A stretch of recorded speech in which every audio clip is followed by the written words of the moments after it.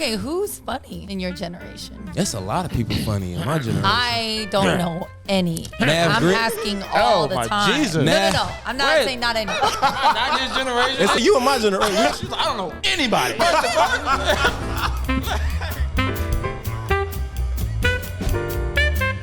Welcome to the Chocolate Sundaes comedy show presents The Sundaes. the Sunday Scoop. We're back, and we got Louis Belt in the building. But before we get into that, got Brandon Cormel back again. Welcome, sir. Yeah, thank you. We're glad to have you, man. I'm glad to be here. Yeah, and also the janitor of Chocolate Sundaes, Lani Scoop. Lonnie Scoop. Lonnie. Lani Scoop. And myself, Rich, your host. God damn. God damn. Today. All right. Rich is a little frazzled. It's the Just keep rain. going. It's the rain. We unfiltered. We got a bio for you, Louis. So give me 2 seconds. I'm gonna pull it up. He's not prepared at all. It's been a rough On the day for him. on the podcast, the Comedy Sundaes Chocolate Scoop podcast, we got Louis Belt, who has been killing the game and earning title of as the young OG, starting with his viral character, Sonny Bo, to now hosting Monday Rays at the Hollywood Improv. He's taped three specials with us thus far. Never Grew Up, Rookie of the Year, and 1 year later. His Sonny Bo character, he's even starred in a Versus commercial, congrats on that, featuring Too Short, Mark Curry, and Damian Lillard. You can catch him and his laugh on the featured So Dumb It's Criminal with Snoop Dogg on Peacock. Welcome, bro. That was pretty He said impressive. congrats on the Versus commercial, but not on the 3 comedy specials. Yeah. No, that's expected. The verses that matters. No, it all matters. Cultural impact. You know, a lot of people can do a special. That's what's going on right now. There's hella specials being dropped. Yeah. You know what I'm saying? Anybody can do a special, but ain't too many people that's been a part of legendary versus battles. So I didn't know you had 3 specials. I didn't know that either. Are they I hours? didn't know that. no. I What are got they, 30? I got 3 30 minutes. And really 2 specials, really, because what I said on the Pookey Comedy Slam Rookie of the Year is the same shit I damn near said on Never Grew Up special. It's just a elevated version of the Never Grew Up special. Was one of those listed the Boogie one? Yeah. Oh, the Rookie of the Year is the Boogie one? Oh, okay. Yeah. That's the one I see the most. Is that the one you got the most attention from? Yeah, for sure. Yeah. Because you were roasting Steph. Yeah, that just highlighted the whole situation for sure. And I think I promoted that one the most. Like, I really don't I gotta work on my promotion because I be doing hella shit and I don't even be promoting it. Like, I post it and tell people go check it out, but then I don't like repost the same shit over and over again. I feel like the Boogie Comedy Slam, because I partnered up with them, that they was pushing it so hard, well, it made me push it more because I'm like, oh shit, I'm just reposting shit, you know? Yeah. So yeah, for sure. I thought you do promote a lot. That's what I feel thought was that one way? of your strengths. Yeah. I don't know. I think I'm good at marketing to a certain extent. I don't oversaturate the market though. And sometimes that shit works. It kind of come off like thirsty and desperate sometimes. When I feel like I'll do it, I'll be like, I don't like that feeling. Like I feel like I'm trying to force something down people's throat.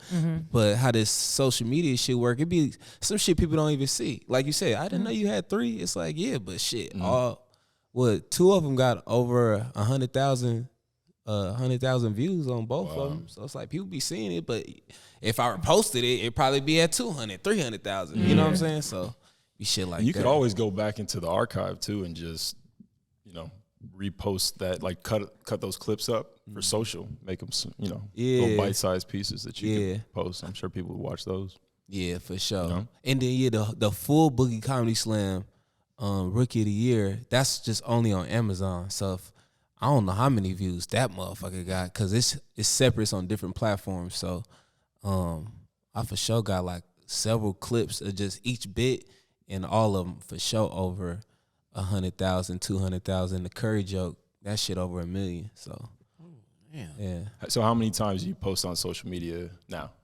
Like a day, would you say? I'm trying to post every day, but I probably post like 5 times out of 7 days. So like, every other day I post. Yeah. Which ones are you on? Instagram. You're not on TikTok? I am, but it's hard because it's like, I've been posting shit on social media for like 8 years now. So it's like that shit get overwhelming. It's draining.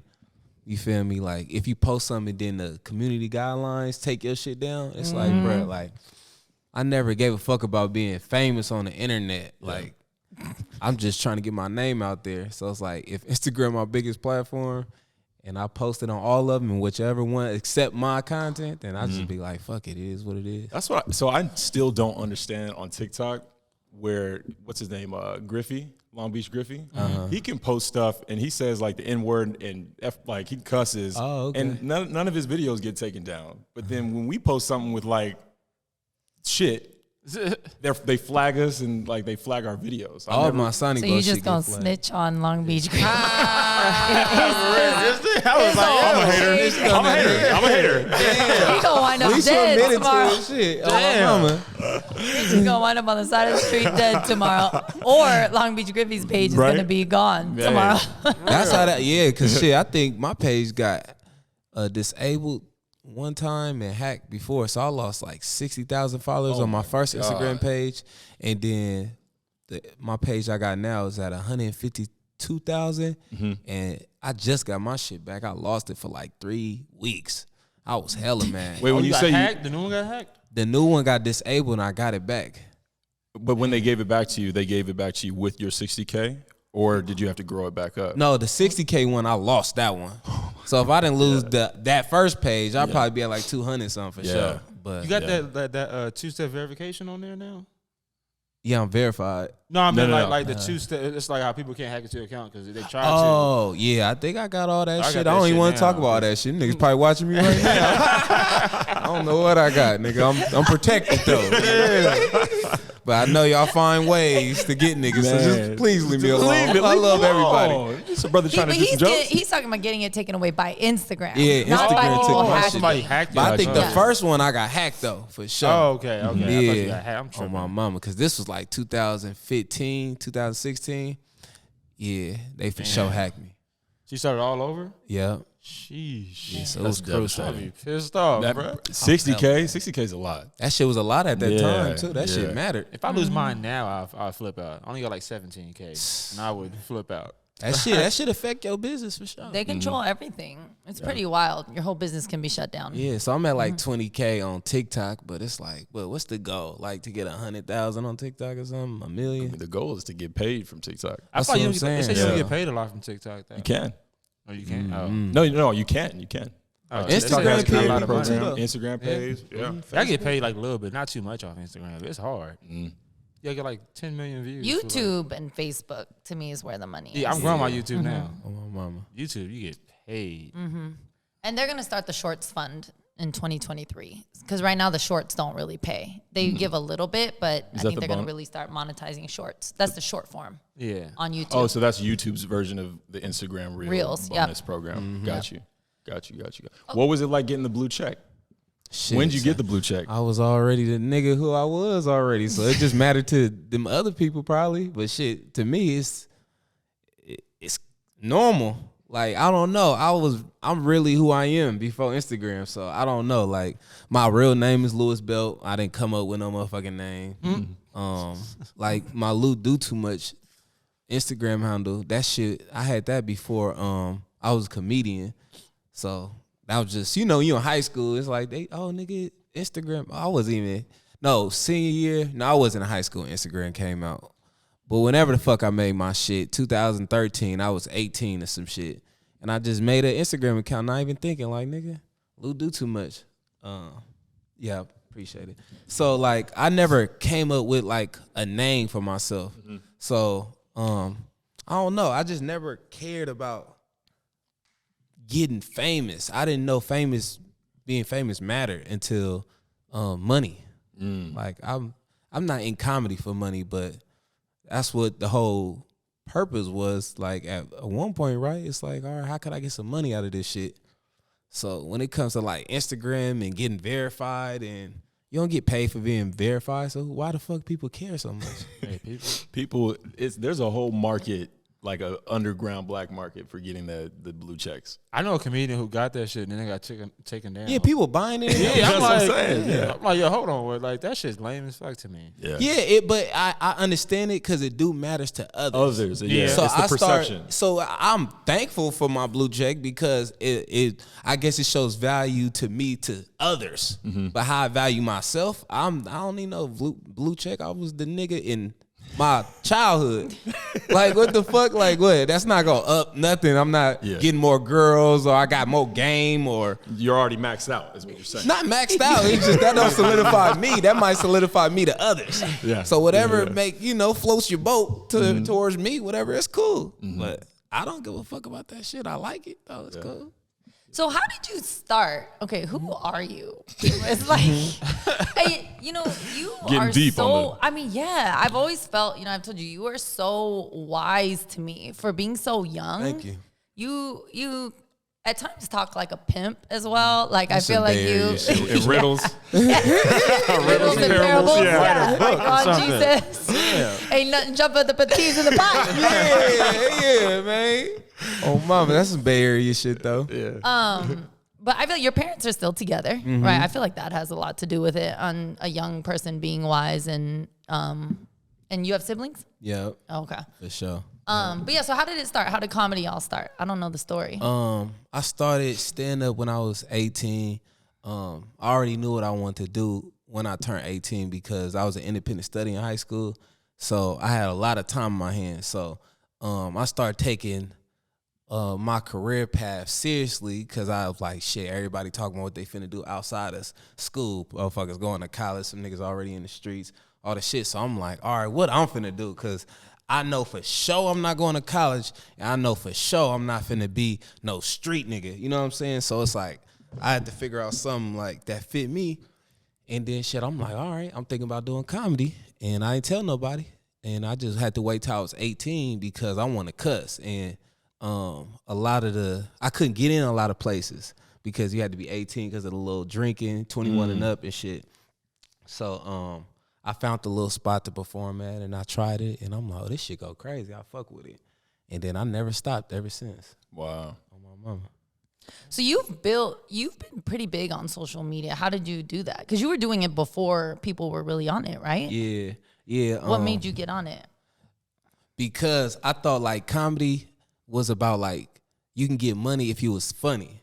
So my whole thing was if I keep doing these open mics and I'm gonna get better and better and better and then I'm gonna get paid. I didn't think you had to be famous to get money in comedy. I just thought you had to be funny. So when I was doing hella shows and open mics or whatever, I peeped. I'm like, I'm trying to charge people to come see me. And one of my partners told me a girl was supposed to come to one of the shows, but then the girl was like, she know me. She was like, Lewis act like he famous or something. Like, you feel me? Like, why would I pay to see Lewis? And she didn't tell me that. She told my partner. My partner told me, and it made me realize, like, wow, it ain't even about, like, if you funny or if you got girls or whatever. It's like, people care about clout, though. Like, I don't care about this shit, but people do. You feel me? So what I noticed, I'm like, oh, I got to start, I got to up my clout. You feel me? Like, I got to do something. So I'm like, at the time, it was hella people on Instagram getting famous off stupid shit. You feel me, motherfuckers? This is when, like, the Welvin niggas was going crazy. Oh, you know, little D-nuts. You feel me? It was D-nuts. Dark times. It was hella stupid shit. I remember, what's the name? It was Fat Boy SS or whatever. Yeah. He was like, wow, I haven't heard that name in a minute. yeah, bruh. He was like jumping on, he was going to places like jumping on hella boxes and he was going viral for just crazy shit. So I'm like, what could I do to help people like come see me? Because people caring about, like I'm doing stand up and people like, you work with this person. I'm telling people, brother, he ain't no comedian, bro. I'm a real comedian. You talking about some internet shit. So I'm like, I got to get on the internet. So I did a skit as my character, Sonny Bo. And the reason I did a character is because I didn't want nothing to affect my stand-up comedy career. Because if I go viral for something and I could fuck up my like relationships with comedy clubs and shit like that. Like, feel me? So I'm like, I could do something stupid as my character. You have freedom. I got freedom. Yeah, you got freedom in the to do anything and get away with it because it's like it wasn't Louis Belt. That's Sonny Bo. Yeah. You feel me? So I did my first video and that motherfucker went up. The first one. Yeah. First Sonny Bo video and that motherfucker went up and I just like I went to work the next day. I was working at H&M at the time. So I'm in there. I get a girl number and all the shit. Whoop. And then she was like, "Wait, you look familiar." I'm like, "What you mean?" Like, I'm thinking she know me from some other shit. You feel me? A house party or something. You feel me? I'm like, where we meet? You feel me? She like, "Nah, I see you on the internet. You funny. You feel me? You nigga with the little dread character, right?" I'm like, "You seen that shit?" That's crazy. She was like, "Yeah, that shit hella funny." Oh, my mama. As soon as I got off work, I did another skit. That motherfucker went up. I'm like, "Oh, I'm going." I had to switch jobs and hella shit. I'm like, this shit working. That shit worked fast. So I'm like, all right. So that's why I realized like content matter because like literally I did Sonny Bo for like 4 months straight and then shit, all of my shows in the Bay was selling out. So I was like, damn, that's what started it all? yep, Sonny Bo, my character. So people was coming to my show because I was like doing it as me and Sonny Bo. So I always incorporated myself even with Sonny Bo. So it's like, if Sonny Bo tripping, he tripping on Lewis because I always want people to know who Lewis is. So it's just like I was promoting just Louis Belt, Sonny Bo. And Sonny Bo is my marketing tool, my marketing strategy for people to come to my show. So I'll be Sonny Bo and be like, "Hey, all right, we got a show in downtown Oakland. Come check us out at woo woo woo." And then people see the video and people really be pulling up to the show. I'm like, nigga, it was over after that. Yeah. Crack the code. You figure out the formula. Figured it The out. code of the Matrix. They like Sonny more than Lewis. How do you feel about that? At first, I was like, I didn't give a fuck because I was getting money. But then I start peeping. I'm like, that ain't cool because Sonny Bo is not me. Like Sonny Bo and Louis Belt is the same person. Like, because of course it's me and this is my thoughts. So it's not like somebody telling me like how to act like Sonny Bo or tell me what to say. Nigga, this is my thoughts and this is what I'm coming up with. But at the same time, people looked at it like, oh, some people thought Sonny Bo was a different person than me. So I'm like, damn, some people might not know Louis Belt and know Sonny Bo. And if you love Sonny Bo online, you could be like, oh, if he ain't Sonny Bo, I don't want to come to the show. Luckily, Sonny Bo just attract hella niggas. And niggas don't support anyways. You know, so it didn't affect my paper. So, you know. Oh, so you're saying the people that came to the shows were for Lewis? Yeah, because I never was Sonny Bo I never put Sonny Bo as a comedian. Like I never like said, come check out Sonny Bo on stage and no shit. Or doing like sketches on stage. Yeah, I never did none of that shit. Separate. I incorporated Sonny Bo as part of my bit, but I never marketed the show like Sonny Bo. It always said Louis Belt. So I used to be confused how people used to call me like my Instagram handle, like Lou Do Too Much, or call me Sonny Bo because I never promoted my live act as those names and it be selling out. So I was confused. Like, Yes. When did you learn that you could write? I can't write. Really? Yeah, I don't know where you got that from. Out of all that. Well, no, I'm saying you're putting together sketches, you're writing your specials, stuff like that. I'm not writing that shit. What you mean? I was working on the fly. I always Really? work on the fly. Yep.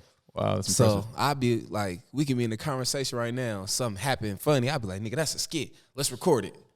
Cause you know niggas filming on the phone. So that's how all my partners was in my skits. You feel me? So that's another thing too. Is I never worked with no comedians until I got out here in LA. I didn't come up working with hella comedians. I always did stuff with my partners. So if I needed somebody to walk by me in a video, I'd be like, all right, I tell my partner, walk by me, and then you feel me? We gonna just always did shit on the fly. I learned structure out here. I didn't learn structure in the Bay. I learned how to hustle and work on the fly and do all of that shit. The independence of it, I learned that in the Bay. But structure, I learned that shit in Hollywood. For real. So everyone compares you to Mike Epps. That's like the only thing people ever say. Do you work with him? Did you model your style after him? No, Were you a fan? I was inspired by Mike Epps, and I was inspired by a lot of other comedians. Jamie Foxx, Marlon Wayans. When it comes to sketches, closest thing to Sonny Bo would be like a Marlon had a character. I used to love that shit. O-Dog or whatever the shit was. Menace Society. Hey, what you share about my mama? You feel me? That nigga, that shit go crazy. Like, I was inspired by a lot of comedians, but the Mike F shit, it's just crazy because we just really have some similarities that me and him, it's just what it is. He's just older than me, of course, but my dad been in my life, my whole life. Like, I never went to sleep without my pops not being there type shit. So I would never mirror another man outside of my father. So when it comes to the Mike F shit, he's a inspiration. You know, he inspired me, but when it comes to who I am and my natural ability and what you see on stage, that's just really authentically me. And I done work with Mike so much that that's who he is. He's authentically like that. And Mike has to met my parents and we didn't spend a lot of time together. You feel me? And it's like even my mom and dad had to say it like, damn, y'all just got some shit. Like this how I look. Like you can't change your face. I can't change how I talk, walk, and look. It's just DC Young Fly looks similar to Chris Tucker. Like I know Fly. Like he not acting like Chris Tucker. That nigga really is DC Young Fly. Like that, yeah. He really like that. He not acting like Chris Tucker. So when it come to me, it's just like shit. I'm not acting like nobody, or it's just what it is. But it's a gift and a curse. The gift is that some people compare me to a great. Mike Epps is a great. So if you compare me to a great, then that's Kobe can't get mad because he got compared to Jordan. You feel me? So that's the good part about it. The bad part about it, sometimes it can take away from who I am. People might think I might be trying to imitate somebody that I'm not, and I'm really who I am. So that's the part I don't like. Motherfucker be like, oh, like, you know, you like Mike Epps Jr. Like, nigga, my dad name is Louis Belt. Like, I'm Louis Belt Jr. You feel me? Grown ass man. People always try to compare people for some reason. Like, that's the first thing they do is compare other people. In comedy, they do. Yeah. The YouTube like, comments, they everyone always compares somebody to somebody else. Like, Really? I don't hear it too much. no, I feel like every comedian is like, oh, you remind me of this person, or it's always you remind me of somebody instead of For just, real? Yeah, I feel like that's everywhere. Like, Yeah, and people do that everywhere. They did it to Nipsey when he first came out. They was comparing him to Snoop. I never felt that though when I see Because that shit. our 'Cause they had generation braids and knew, shit, I guess, we but- knew who Nipsey was. Yeah. But if you didn't know who Nipsey was, you'd be like, if you didn't know him, you could be like, okay, yeah, Crip from LA, that's look like Snoop kind of like. And like, they don't even look. Yeah, they just have braids and long hair. That's it. But people will compare any say you from LA, you Yeah. a Crip, Yeah. you trying to be Snoop. Like, nah, nigga, he just It's from where he from, and he look how he look, and that's how he rock it. You feel me? Well, and I'd say his energy too, though. Like on the tracks, Nipsey I definitely don't really brought see that that LA shit. Oh. energy, that wave. Yeah, I thought That, like, you meant what I Snoop. would say, like what Snoop did back in the '90s. That's what Nipsey was doing. Like, Exactly. yeah, 'cause Yeah. there had been nobody really out of LA that was on that level. Would you say? Like, who else was like a hardcore? Kendrick. I mean, But Kendrick wasn't like hood like that. YG. he just grew up around YG. hood people. His style is completely different, Like, though. I consider, like, when I listen to YG. Kendrick, yeah, I would say like Yeah. Kendrick was more of like an artist, right? He just grew up in a bad neighborhood. He wasn't Yeah, that's about that life. You know what I'm saying? He was. I mean, of course, he grew up around like certain shit, but he wasn't preaching that bad life shit. It was more And like- another thing Yeah. too, like people, a lot of similarities, like with artists. If you got something in common with somebody too, like Mike Epps, he a nigga. You feel me? Like he's not just a comedian, he a nigga. You feel me? Like I really know, bro. You feel me? Like, and same shit. You know what I'm saying? Yeah. It's like certain things that I would say. People be like, oh, like, you know, it might be like, oh, he testing the waters. You feel me? And it's like Mike Epps like that too. So it's like that don't help. yeah. Because it's like I fuck with it like that, but it goes back to how I was raised. It's like, you know, it's just if my pops and granddad and all them was on TV, they'd be comparing. You acted just like your grandpa. Yeah. You don't know my grandpa, so you gonna be like, oh, you acting like Yeah. Mike Epps. So okay, well fuck it. Okay, so I want to ask about D-Ray's show. You started hosting the Mondays at the Improv. How'd you get the job? I would say just on the behalf of me and D-Ray relationship has been solid from day one.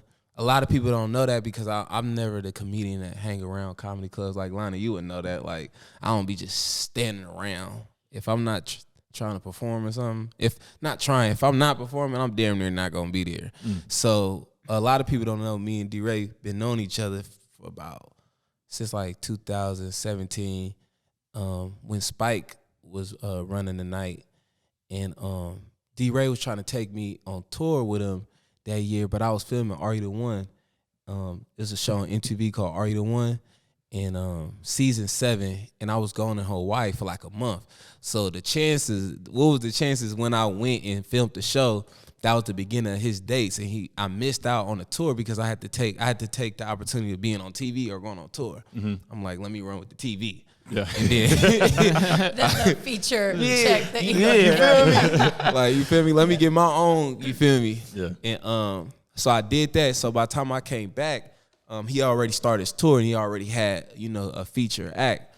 So D-Ray was just he's a loyal person. So he was just on some like, he already got somebody, so I can't go on the road. But when he can look out for me, he gonna look out. So 2000 right after the pandemic opened up, I just called him and was like, you feel me? I had a bad show right out of the pandemic. I wasn't performing in front of people, of course, because I'm Californian. And I did a show and I didn't do too good. And I just felt like hella rusty. I'm like, oh, shit, I'm forgetting my jokes and hella shit. So I called D-Ray. I'm like, hey, I'm trying to, fuck with the Mondays, you feel me? So we rock with it like that.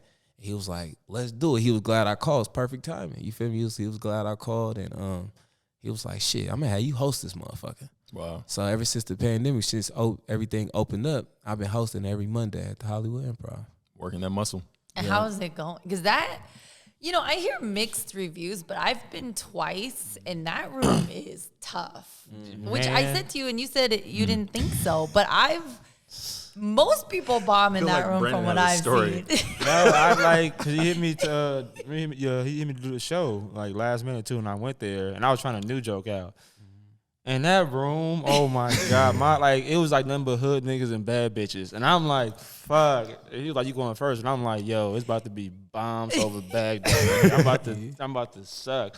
It was so intimidating. Like nobody was coming to everybody looked like they was mean kind of. So but it was a good ass crowd. It was like, it's intimidating, but it's a good ass crowd. But it was just a lot at first. Because D-Ray was there too. And D-Ray came with like 10 of the finest women that I don't know how he found them, but he came with them, and I'm like, fuck, man, but it was a good show. Yeah, I think it's funny because once I started doing it, Ryan Davis was like one of the first people to call me. Was like, bruh, he was like, bruh, that room is meant for you, because Ryan Davis know me, so he like, bruh, that shit, only person that D-Ray would pass that shit down to would be you, because of he was like, bruh, you can't be how could I? Fuck it, I'm gonna say it. You can't be no ugly ass, uncoordinated ass nigga for that room. Host wise, I'm not talking about performing. But he said hosting, you have to fit the room. So like what he was saying, it's like hella hood niggas, bad bitches, and D-Ray. So D-Ray got this. He a Chicago nigga, so he gonna bring that. His energy is coming into that room.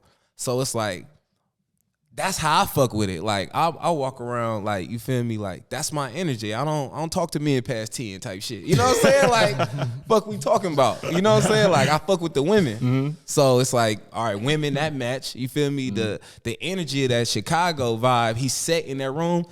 Oakland, that's how that shit is. You feel me? Like niggas don't come to laugh. Nigga, you gotta make them laugh. So I'm used to that. And then it's like, I think another thing is, knowing the culture. A lot of people used to performing in Hollywood. And I think Monday Rays is the only room in Hollywood where the real LA be like, we in that motherfucker. You feel me? Like Chocolate Sundaes, I love it because it's more like, it's more organized when it comes to people really coming to laugh. Like, nigga, it's Laugh Factory. Nigga, the lights is brighter, everything. You know what I'm saying? It look like we're going to have a great time. Yeah. You know? So all you can just be like, what's happening? They gonna like, Yeah. feel me? Yeah. Monday Rays, how we fuck with every Monday. It's like, niggas is like looking at, you got to get people attention because it's a lot of shit going on. You know what I'm saying? I know last night when, I forgot who it was, someone was like, what's up, white people? And the room just exploded. I'm like, Damn, for too real. easy. Yeah, that's easy. Last night was one of those crowds that was just like amazing. Made everybody laugh. Everyone was killing. So it's like, what's up, white people? And the room explodes. I'm like, I love y'all performing so at Chocolate spoiled. That Sundaes. shit would not Y'all are work so at Monday spoiled. Rays at It all. wouldn't work They would at look at you crazy. Yeah.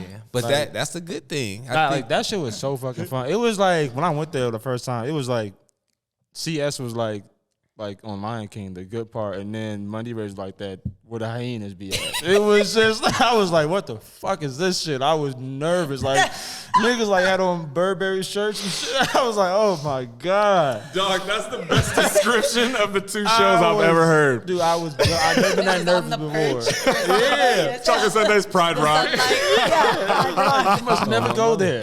Yeah. Like some like actual jokes. I'm like, fuck, like, I wasn't playing The around at all. graveyard. Yeah, it was a good ass room. Like That's hilarious. that shit was dope. No, I need to go back because it must have changed because that's how I felt when I went. The 2 times I went, it was rough watching. I would watch comedians that killed Chocolate Sundays on Sunday, and then I just happened to go on Monday and they're bombing on Monday at D-Ray show. It was bad. I'm gonna start pulling up. Yeah, no, I'ma for start sure, pulling up for on sure. you. Yeah, because that's what it's really about. Because that's the gift. You know what I'm saying? It's like everything shouldn't be the same. I think people be hating on shit that's different, and it's like, bro, accept it. You know, it is what it is. But, you know, so You need that to make you work. Yeah, I feel Because like we you- said, Chocolate Sundays is easy. Yeah, if you're funny though, D-Ray like, it's actually not told bad. me that It's not once. bad. He was Yeah, like- it's too easy. Like, He said, if you bomb at Chocolate Sundays, like you should go kill yourself. yeah, no, that's a Like, fact. That's a fact. you should quit comedy. That's a fact. I've been there once. Like I've done shows there where like You bombed at Chocolate Sundays before? I was hosting. It didn't go. I wasn't killing with hosting. It wasn't a bomb though. Last night. You said before. Last night. It was not a bomb, bro. It was not. It's That's but like different. Hosting First Impressions is different. He hosted First Impressions. mean That's shit. different. yeah. That shit, it's still the same crowd. Yeah, but like I feel like when you host, Trying to give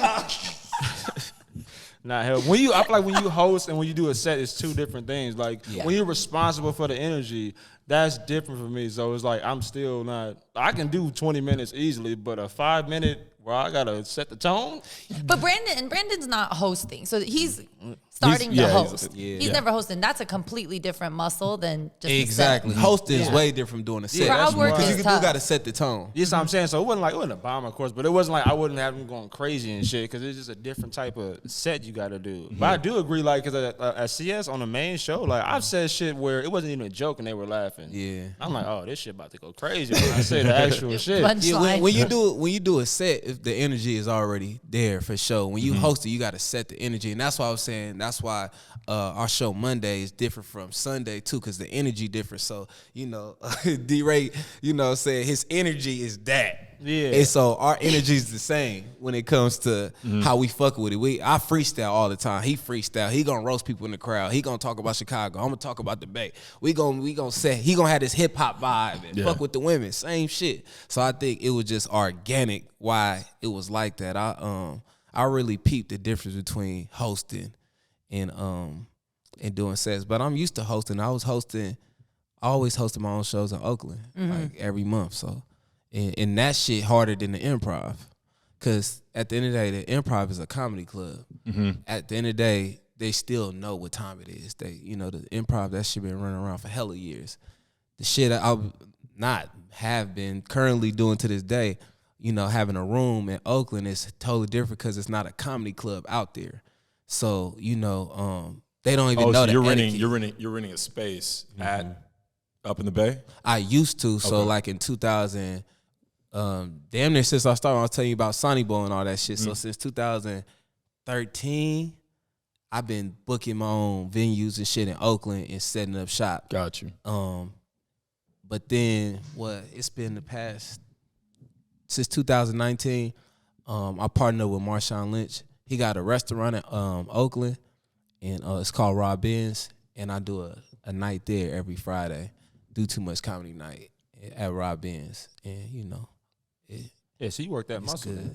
It comes like kind of natural to host. Yeah, for sure. But it's different, like when you like doing comedy, like in a non-comedy place. Like, Yeah. I was in a restaurant one time. They put the blender on during my punchline. It just ruined everything. Like, I was making a smoothie. I was so fucking mad. Like, who the fuck? It's just harder to get their attention. Hell yeah. Yeah. Like the restaurant didn't know it was supposed to be dark. Yeah, so Like it's just I had to do every time I do something, it's set up now, so I don't gotta keep doing it over. But every time I set up shop in Oakland, it's like turn the lights off. I gotta set it up from the drum. Like I did a show. Shout out my nigga Jay Stalin. I did a show. He a popular rapper in the Bay Area. All over the place like Space, but he really hometown hero. You feel me? But I partnered with him. Did a show like in 2017. This nigga got the venue and then didn't book no chairs. He didn't have no chairs because he like, nigga, I thought it was a stand-up comedy show.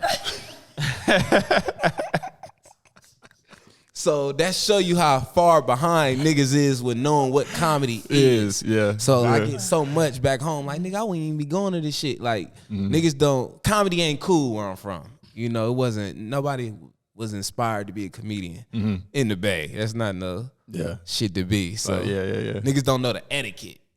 That is hilarious. Oh, my mama. Stand-up comedy. And that's hard to do a stand-up to a standing room. Yeah. It's weird. It's odd. Because people start talking to each other and stuff, yeah. Well, that's what happened at that show. Oh, you weren't there. It was Trocadero. We went on Monday or Tuesday. It was for Ron G. And it was at the bar. He was performing there? Yeah, but it was like a workshop. It was a workout room at Trocadero. And it was literally like a bar, and everyone was still talking over the comedian while the comedians were doing their set. And the microphone was like too low, so you couldn't even hear the joke. Like, it was not bad, but they needed it to be a little bit better produced. So people like, if people go to Oakland, they do better at that night if they like more if they got some culture to them. Bring your culture to wherever, you know what I'm saying? So if they don't give a fuck about your joke, they care about who you are. Feel me? Your energy. Yeah, your energy. And that's one thing I didn't know that was special until I got out here, because that's all I knew. So when I came out here, I'm like, oh, niggas really want to really hear your joke. Like, they'll sit quiet for 4 minutes out here and then wait for your punchline, and then you can hit it with it and they'll laugh. That shit ain't flying in Oakland, bro. Nigga, you can't tell no 4-minute joke unless you Kevin Hart. You got to be hella famous. And that type of crowd I'm talking about, they ain't there. They ain't gonna give you the respect. Yeah, you gotta be like this for motherfuckers to be quiet. You feel me? I think that's every city except LA. Because Chicago Facts. is like that. Exactly. Detroit Can't tell is like stories? that. New York is like that. No. Like long jokes. Facts. So if you go to the fact. if you go to the Even comedy Atlanta. store, Them niggas ain't patient out there. Yeah. yeah, you gotta get their attention That's quick. a fact. Yeah. Yep. LA's the only place. But Every those black cities crowd got is like comedy that too, though. scenes. Every black crowd, you gotta. But them city got comedy scenes. Yeah. Like Chicago been having a comedy scene since Bernie Mac and way back. You feel me? And New York got hella comedy clubs. Yeah. Atlanta got a comedy club. Oakland don't have a comedy club. So they got that energy like Detroit and Chicago, but they not even used to going to a comedy. Out there, they used to going to the Paramount, like the big shows, like where I shot the Boogie Comedy Slam, where that shit was at. Like, nigga ain't used to. They go to a local comedy club, but that's not in. The, Have you ever thought about getting into the comedy club business up in the Bay? Cool. Man, if anyone can do it, you can, because that said, shit yeah, is rough. baby. You know, we did chocolate Sundaes for like 3 months up there. That shit was rough. That was one of the hardest points of my career. Just, it's tough up there. The crowd, the location. It was just, it's a lot. It's a lot. she try to hide the venue. She try to hide the venue from me. What are you talking? Okay. I gotta address this. Yeah, no, I have it in my notes. I told Chelsie. I told him, I was like, I think Lewis was upset with me about something, but I don't know what happened. I wasn't upset, but I felt at the moment like disrespected. But then I had to really look. I'm like, oh shit, like what we talking about right now. It's so much shit that y'all don't even know because you wouldn't know. So it's like sometimes I was ignorant to the fact that she might not know. I'm thinking motherfuckers already know what time it is up there. Like for instance, right, when I asked her about the venue, I'm like, all right, so where you gonna do the venue at? She like, Secret Low. I'm like, I literally know every venue. Like, it can't be somewhere I ain't did it. Like, how you gonna do something in my town that I've been doing for years? But I don't know why I wouldn't tell you. Why did I say that? You probably didn't think he was that well connected. That's what I'm saying. Yeah, but I understand. But I thought she knew. Yeah. Feel me? Because a lot of people from other places, we in Hollywood. Everybody screaming out of city. Everybody screaming out what area they from. But they really ain't. They repping the city. The city don't rep them. Yeah. I'm not one of those comedians. I'm not a comedian that. Like Oakland is you. Like you like. I'm not gonna say it like that. But yeah, what I'm saying though, how like, people feel like I'm one of the, for my generation, you know what I'm saying? I introduced comedy to the Bay Area. Yeah. And it's just what it is. So I thought a lot of people knew that, but knowing what I know now, wasn't a lot of stuff being filmed. This is shit just happening. I'm just making money. So when I come out here and I'm like, hey, I'm trying to perform on Chocolate Sundaes, and Lani like, yeah, you gotta wait like 3 years. I'm like, you know what I'm saying? I'm walking around like with hometown hero on my shoulders, and she like, I don't give a fuck about you. You know what I'm saying? I'm like, well, shit. Well, I don't need you. Let me take my ass back home. You feel me? You know what I'm saying? So that I felt like that's like me coming to like setting up shop in Hollywood, and I'm like, yeah, I'm finna be hosting a room. Feel me? Every Monday with D-Ray, and she like, so what room is it? You know what I'm saying? And I'm like, it's a secret. She like, bro, you know, that'd be like Lani really in her head, like, bro, I've been I know doing the Chocolate Sundaes. I know the Hollywood circuit. Yeah. Where you finna go that I with wouldn't know D-Ray about. where I wouldn't know. And then she found out it's at the Improv. We've been going there for 20 years, Louis. Welcome to Hollywood. That show been going on for 20 years. You ain't that special. You know what I'm saying? Like, you're not that special, Louis. Yeah. So that's how I looked at it. That's how you felt. Like, hey, y'all ain't that special up in this section. Like, my section don't even know about a lot of this shit because they not on that. Now they do, not because of me, just because of social media. Times and changed. Well, I'm saying I've been doing this shit in 2013, 14, 15. I done lost a lot of money trying to do this shit. I done made a lot of money doing this shit. So it's like when somebody set up, that's like some drug shit. That's like a block. You feel me? Like if a nigga try to set up some drugs on your block, you like, where you getting it from or where you going? Nigga like secret location. All right, if I catch you, if I end up on your block and you standing there. Hey. I think that's why. I think you didn't know that he had an impact on Oakland like he did. You thought he was just from there, like, you know. Yeah, because we didn't know each other that well at that time. So that's probably what it was. You just started doing Chocolate Sundaes, which you did not wait 3 years for. No, I didn't. No, you I did it. That. Yeah, because that's what I'm saying. Not because of. Did you have to make a few calls, or did you just know? No, someone vouched for you, I think, or I saw a clip. I think I might have seen a clip of you doing stand up, and I liked you. I don't remember. Usually it's someone referring though. Referral system. And I was so thankful. You know what I'm saying? It just was. I just felt like damn. That's why I say the power of the internet, because I'm doing stuff and behind the scenes. Like, you guys understand. Like, most comedians just perform. They never book nobody. Like, of course, everybody that been in position. But I'm saying, like, a lot of people don't put up like money for their own shit. You know what I'm saying? A lot of people rep their city and all of this shit and rep where they from, but they don't even be out there. They don't even do nothing out there. I'm not a comedian that just be like, yeah, I'm from the Bay Area, and I don't be in the Bay. I'm one of the ones I'm really in the Bay. So it's different. I go to a lot of cities, and the comedians, nigga ain't been there in 5, 6, 7 years. If we talking about the Hollywood scene, in Hollywood, a lot of people is promoting cities that don't promote them. It's not that. Yeah. Grassroots. That kind of reminds me of Joe Coy. He did the same thing where he was just renting out theaters back in the day when he didn't have, a following. They would promote, and then it just kept growing to the point where now, he's Joe Coy. People sleep on home, bro.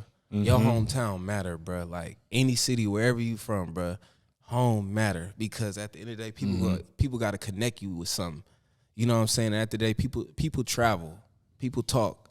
You know what I'm saying? So it's like, you know, if it wasn't, that's another thing why me and D-Ray connected too, because I think he's seen the independence in me. Because even when it comes to the Young OG show, like before the Young OG show, I don't remember just hella motherfuckers just doing hella rooms and stuff. Like it's a circuit out here. You know, you got Chocolate Sundaes, you got Monday Rays.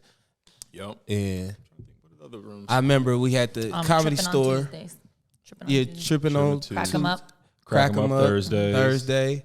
And Wednesday had a night when I first came out here. CP has his room on Wednesdays Isn't now. that Tripping on Tuesday? That's not before 2019 though. Yeah, no, that's brand new. This is something That's I'm new. saying when I'm coming out here and I'm Got observing. you. Yeah. Niggas ain't.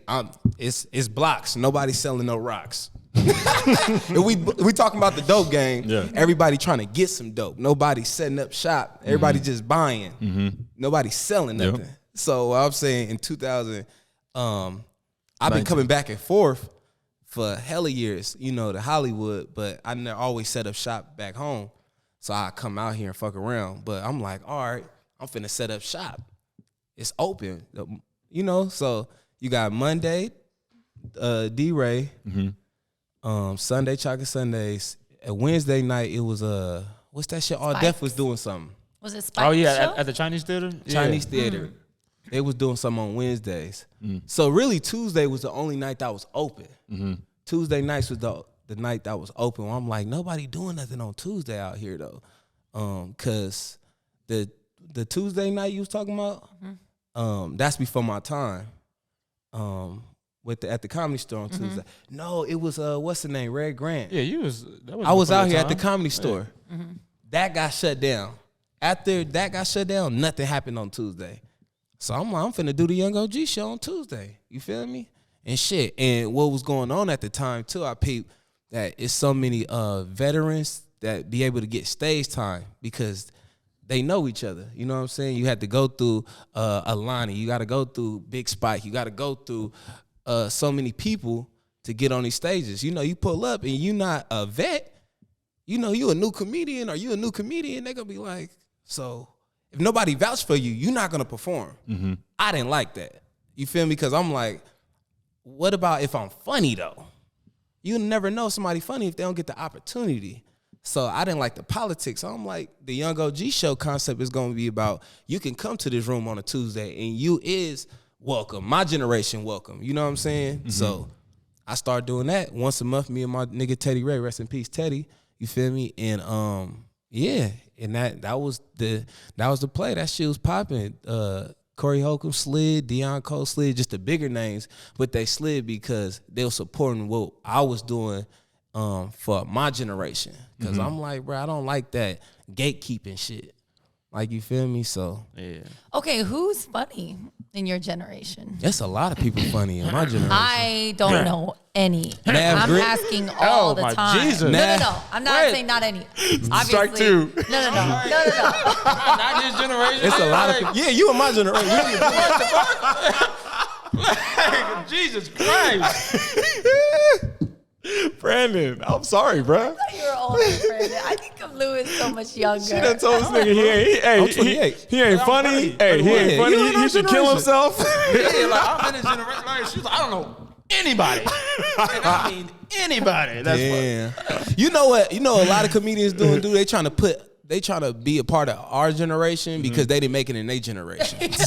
Facts. It's a lot They're of trying to old slide- ass yeah, comedians yeah. trying to hate on our generation Because they missed the because way. they missed. They wasn't the niggas in their generation. You So thought they- that was me. I don't know anybody. I did not Jesus. know that's what the show was. I would have been going to find young comics. You should see I on didn't know it my was that either. Instagram, I'm always posting who are the young funny Yeah, comics. you always looking for 'em. because they don't exist to me. Yeah. Not a you came lot. to the Young OG show a few times. I have, but I feel like I saw people I know that I booked. They weren't young.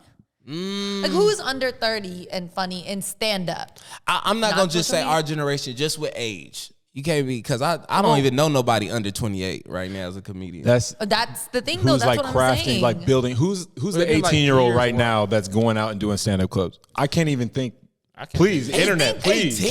Kevin, Like think of 18, 19. Kevin Hart, Dave Chappelle, all those guys were good in their 20s. Facts. I Like, see what where you're are saying. the Yeah. 20-year-old funny people? And I Where are appreciate you? you that for Lani. I always appreciate because you do promote that. You be like, where is the young funny though? Yeah, you say like they can't get up. I book them. I would book them. If I got referrals for funny people, Mm-hmm. I would book them. But nobody knows funny young people. But sometimes it be funny people, but they not in the politics of the circuit. Like for me, I wasn't in the politics of the circuit. I didn't group up with nobody, and you know what I'm saying. I fuck with like in LA. I fuck with Wasami Kwan. He not a stand up. Like he working on it, but you know what I'm saying. I fucked with him on the content level. With Teddy, that was the only person I fucked with in LA on some comedian shit. You know what I'm saying. Other than that, nobody probably ain't gonna be vouching for Louis Bell because I'm not roommates with niggas. I never had a roommate with a comedian in Hollywood. This shit political. If you don't got would have nobody, a tape though to send me, like you did. You had video. yeah, but it think goes a back to voucher- that vouching shit. A vouch works faster than a self. Like It does, but I That's what I'm watch. saying. But when people submit video, I watch them because I am trying to find new people. Yeah. And I like giving opportunities to people I don't know, but I think I it's don't see them. TikTok's fault. What? I think You know my that- theory on Back to comedy. Long Beach So what Griffey. I'm not done with him yet. I think it's TikTok's fault. I think because it's very appetizing and it's easy to be at the house, tape yourself, put a sketch together, whatever, post it, right? Social media It can in go general. viral. Yeah, social media, but like it can go viral. You can get paid. You can get your audience, right? And you don't have to leave your house. I think the art of stand-up is we have this conversation all the time. Sometimes, like, is it dying? That's really the I question. 100% Like, say it's dying. is it dying because if we don't have like 17-year-olds, 18-year-olds that are putting themselves out there to the rejection of getting on stage and working on the muscle of doing stand-up, I don't really think anyone's putting in the work like how you were putting in the work when you were 18. Nobody, but people don't care about that. What you mean? Being a comedian is an old man sport. It's like Yeah. golf. This shit ran by the OGs. Feel me? So at the end of the day, motherfuckers, people still be in competition. I don't think people want some new motherfuckers coming through. I see what you're saying. You kind of get what I'm Yeah, saying? no, I get what you're You saying. think they're not helping the He's- next generation? Of course not. I don't think it's like going out of their way to Like mentor. Like David Arnold did? yeah, but Like- a lot of older comedians don't like if you're really funny. Like they don't show love to people who are funny. Like if you like, That's my point. that's how I'm like a lot of older comedians like they're not that nice. Like Well, I do hear a lot about features doing too well and getting kicked off. yeah, you can't tours like because to they're tour. funny. You have to be like you have to walk a fine line. You have to be funny enough, but not too funny. And it's like why the fuck? That Am I is like some why I gotta hater. water my shit down so you can shine? You know, like, what you should shine you know what I regardless. hear a lot? It's a compliment, but I be like, but what?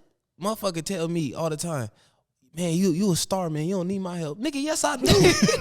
Fuck you talking about? Yeah, what the fuck? I do need help. Yeah, this is how I Somebody become help a Help star. me. You know what I'm saying? Facts, You know what I'm saying? yeah, So like yeah. when it comes to that independent mind state, you know, setting up shop, that's not by like, cause I want to do fuck nigga. That ain't that's I have no option. You feel me? Like I went to the OGs and I asked, if we talking drug dealing term, I went to the OGs and asked them niggas for some bricks. They was like, they ain't gonna front me because man, you got this kingpin energy. You gonna be good? Nah, I need some bricks though. You feel me? Like, Yeah. so it's like, all right, when I get my own plug and I start distributing to the streets, Don't be mad. don't be mad at me, Yeah. bro. We ain't collabing on shit, bro. Hey, I remember specifically calling you and saying, whatever you need, Facts. I'll give you money. I'll help you promote. Let's Facts. do something. Yes. You didn't take it. Yes, because I was traumatized at the time. It was a lot of shit going on. That's Disrespect why I'm me? here right now. So about that bread, You're still holding your grudge on Oakland. I'm glad we resolved it. Yeah, wait to get it off his But- chest. Clean slate today. But then it'd be a lot of people don't be knowing shit because of, you ever been to a good restaurant? And sometimes you go somewhere so nice and so player that you don't want to share that information with everybody because you want to keep that to yourself. Secret place, yeah. Secret place. Sometimes people do that with people where man, you raw, but I don't want to put you out there because of I don't know what they might be feeling. But it's like some people might feel, oh, this restaurant don't need no promotion. Y'all good. Y'all doing good. Nah, we could do better though if we had a little Exactly. bit more support. I've just never understood that mindset.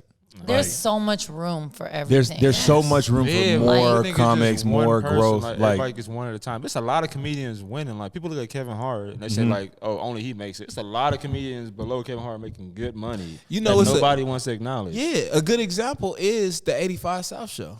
Yeah. Carlos Miller been funny the whole time. This whole time I've been fucking with Carlos in Atlanta at Cats, and he been hosting and being hella funny, improv, all the shit. But it has to take a bigger platform for people to see that. But even with that, shit, nobody put Carlos Miller on a big platform. He put himself on one. With his generation, with the niggas he fucked with. It's just that selfish mentality. I don't know. I don't get it though. We supposed to be just having a good time here. Like everybody's just like. There's always a behind the scenes. There's always politics. It's so much drama behind the scenes. As long as there's people involved, it's gonna be politics, and you're gonna have people that want to open the doors, right? And then you're gonna have people that pretend to open the doors, but they really are holding the door shut. So you just got to find who those right people are. You got to find the Lanis. You got to find. See what I'm saying? How would Laugh Factory know who he is if it wasn't for Chocolate Sundaes?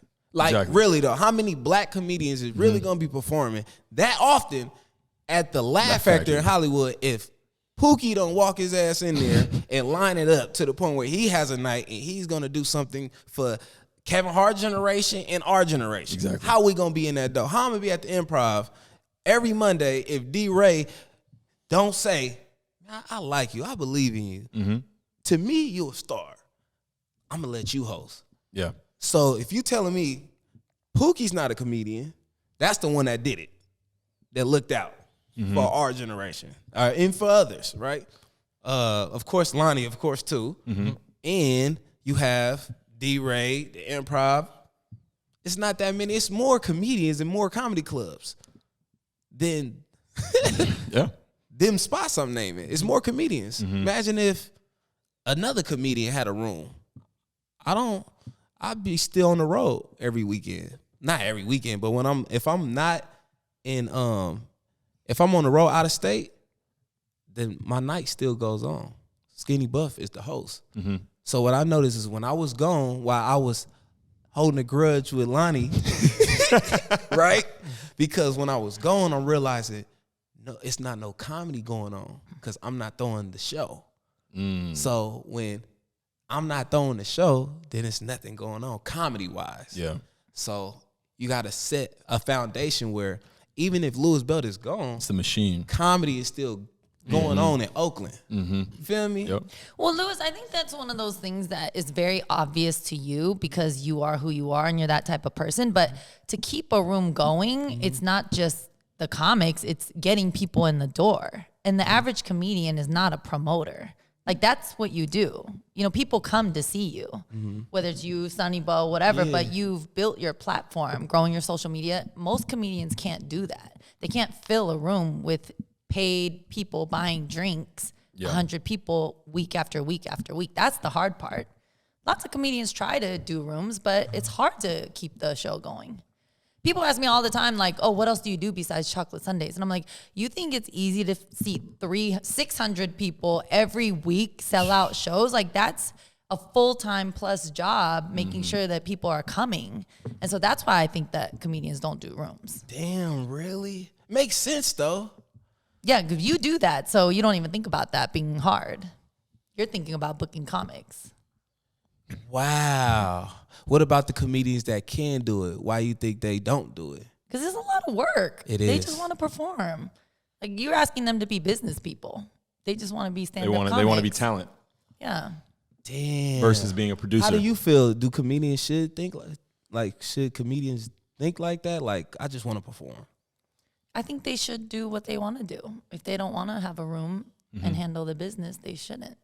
But if they have the capacity and the vision, I think it would. I think what you're asking, do I think that they should provide more platforms for other comedians? And if they themselves don't want to do it, should they, front the money and have someone else do it? Yes, I do think that they could do that. But them managing a room themselves, no. That is hard. I feel you. That is hella hard because, that is hard to do it in a spot where you don't got a lot of support outside of comedy. Yeah, because comedians, can't just maintain a room. Yeah. They're not. Oh, and They're not you with the blue check. I'm completely tripping right You now. say what? And They're not wait, you with the and blue Kev on check. stage. Let's give a shout out to Kev on stage. I didn't even mention him the whole time. Yeah. Asshole. Sorry, Kev. On what? On what? No, just in giving terms a of platform. like Yes. Kev on stage is really great at Yes. that. Yeah. Like he is intentional about trying to find and like give new voices to literally new voices. That's the whole mission of the company. Yeah, So, like that was some keep of your the distance. that was kind of some of the new generation that I looked at that performed at the Young OG show. You know what I'm saying? Did you do KYD? Mm-hmm. You did. But I'm talking about the Young OG show. Yeah. That was the whole purpose of putting people like that. Yeah. You know what I'm saying? Yeah. Like that's what our generation need is people putting like what Kevin on stage doing, putting people on a platform that's not on a big platform. You feel me? So, but like you said, that shit. It takes effort. And I think that some comedians, like David Arnold, did it in the form of teaching a stand-up class. Yeah. You know, not everyone needs to have a room, but maybe I think what you're asking is for more people to give back in the way that they can. That's all Whether I'm it's saying. one-on-one mentoring or whatever. Because Kev on stage been doing it. He been doing it digitally. That's what I'm saying. Like I don't look at myself. I never looked at myself like a content creator. I didn't know I was creating content. I'm doing a skit to promote a show. So, you know what I'm saying? I wasn't filming the shows. I was filming content to promote the show. So Yeah. if I'm not doing a show, I didn't have no inspiration to do a skit. You see what I'm saying? So when it comes to like a lot of the people in Hollywood, they was good at creating content. They was content creators. Like a lot of the comedians now, I didn't know they was comedians when I came out here. Like I worked with a lot of people, and I didn't know they was comedians because they was You thought they was just making sketches. not even making sketches. Yeah, making sketches and working for companies. Got you. Like, you know what I'm saying? I never worked for like a company, if you get what I'm saying, digitally. You know what I'm saying? So like All Def Digital is a digital platform. Yeah. So if you're not working, you see what I'm saying? I'm like, I thought them people was producers. I didn't know the industry game. I didn't know like you can work your way up. I didn't know like you could start from coffee to being a coffee guy to the point where, and then now I'm the assistant. Now I'm the manager. Now I'm finna book myself. Yeah.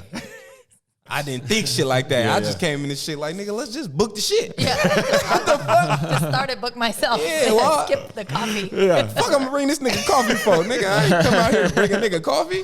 I came out here to perform, nigga. If I perform, what the fuck we doing? Yeah. But the time goes on, I see like, oh, that was strategic. I'm over here giggling at niggas because I'm making a little money in Oakland, and niggas is bringing coffee. But they're building a network. But they building the system Yeah.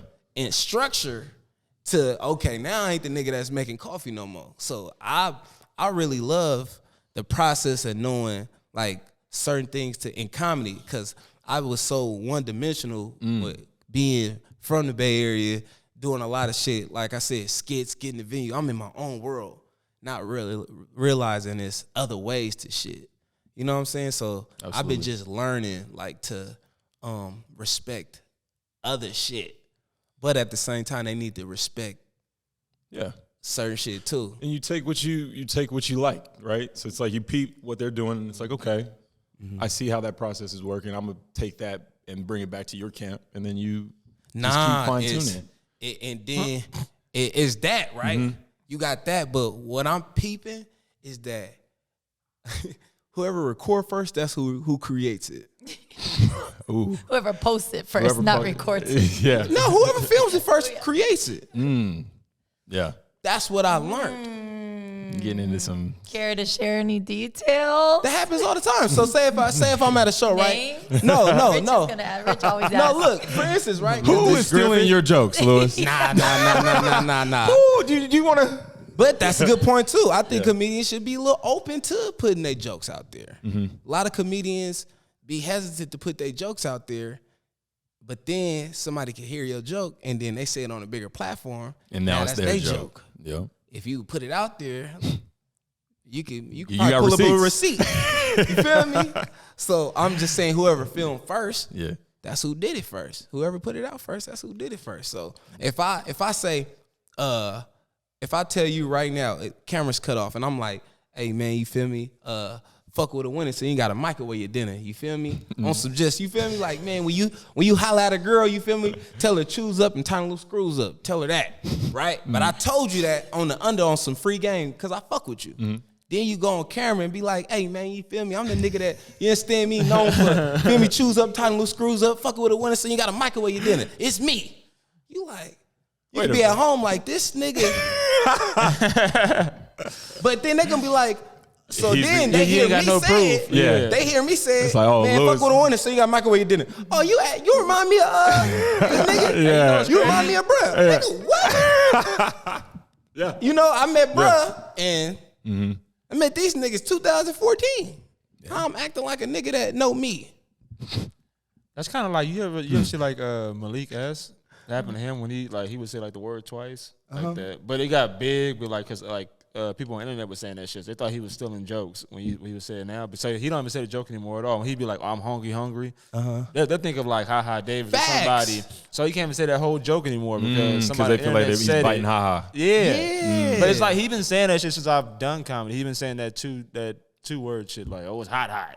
Facts. But now he had to get rid of it because now it's like, oh, it's Ha Davis. It's like, nigga, I've been doing this shit. You feel me? But it's like, damn, that's how it is. That's what it is. You can't be mad at the game.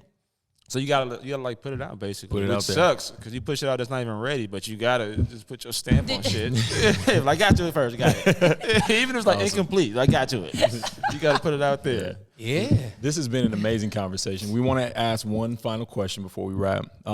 Lewis, how do you want to be remembered?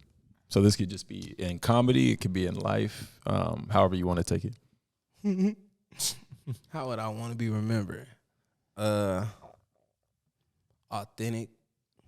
I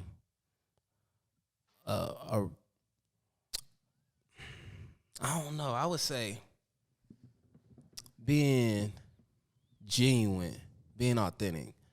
You know, I would want people to say like, he was always this way. Like certain things, you know, people say don't change. You supposed to grow, but certain things you're not supposed to change. Like, you know, respect my vision and shit I stand on. You know what I'm saying? So, like, as a comedian, like, I wouldn't care to be, I care about being a better person and being a better comedian. You know what I'm saying? Like, it might be my gift and curse at times because my parents told me sometimes be too real for business. You know, so I want to keep that authentic side of me, and I don't want to become a person that I don't respect. But at the same time, I still want to grow into a great businessman. But at the same time, like, stand on something. So I would just say I would want to be remembered for really being just a solid individual, and that's my goal, to do good business, but still be like, I did business, bruh.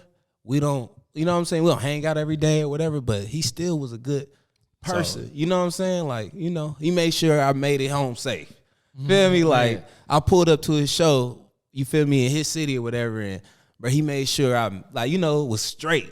Shit like outside of comedy, like, you know, if I got some food, you know, bro, let me get some food, bro. Like, at the end of the day, he was cool. Oh, mamas, nigga. Thank you. Appreciate you. Oh, mama, appreciate y'all for having me. Lewis. No, mama. Oh, no, it's all good, man. Great episode. This has been the Chocolate Sundaes Comedy Show presents the Sunday Scoop. And thank you, Lewis, for joining us. We can't wait to have you back on the show, man. It's always a treat when players link around this motherfucker, man. Awesome. Peace.